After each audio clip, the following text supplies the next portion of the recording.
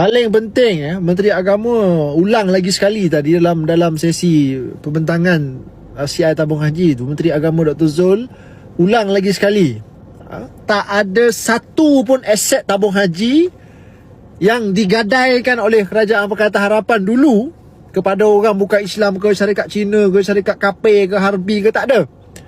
Aset itu dipindahkan kepada syarikat urus harta jamaah, satu syarikat tujuan khas milik kerajaan, bukan syarikat Kiong Seng Sing, tak ada. Bukan Pakatan Harapan yang menjarah aset tabung haji jual kepada syarikat Cina. Kan berapa tahun Pakatan Harapan kena getah, fitnah, gadai aset tabung haji pada orang Cina. Berapa tahun tu Dr. Mujahid, bekas Menteri Agama PH1.0 tu, Menteri Agama waktu itu Dr. Mujahid, inilah orang yang menyelamatkan tabung haji. Tapi kau tengok fitnah yang dihalakan pada dia cukup dahsyat.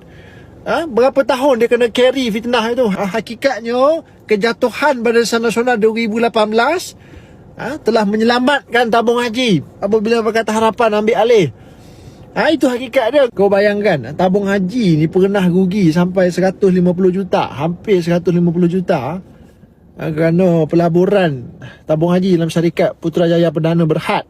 Dia bagi letak pengurusi tabung haji waktu itu sebagai pengurusi Putrajaya Perdana. Siapa pengurusi tabung haji waktu itu? Aziz Rahim, orang UMNO. Ada 14 pelaburan tabung haji yang berada dalam kategori bermasalah, berisiko.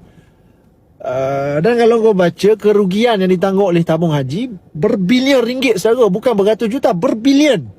Kan tak ada ke, tanya kau lagi sekali, tak ada rasa marah ke dalam diri kau ni? Ni dalam hati kau ni bila kau dengar apa yang dibentang oleh Dr. Zul, panjang lebar pembentangan tadi, berjam-jam Dr. Zul berdiri kat situ.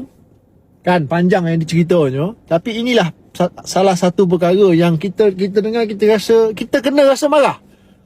Kan semua nama-nama yang menjahanamkan tabung haji ni orang Melayu, tak ada nama Kiong ke, nama Li Zunzi ke, Lim ke, tak ada. Nama apa Melayu, Yunus Warren pun tak ada. Ni semua nama Melayu, orang Melayu Islam.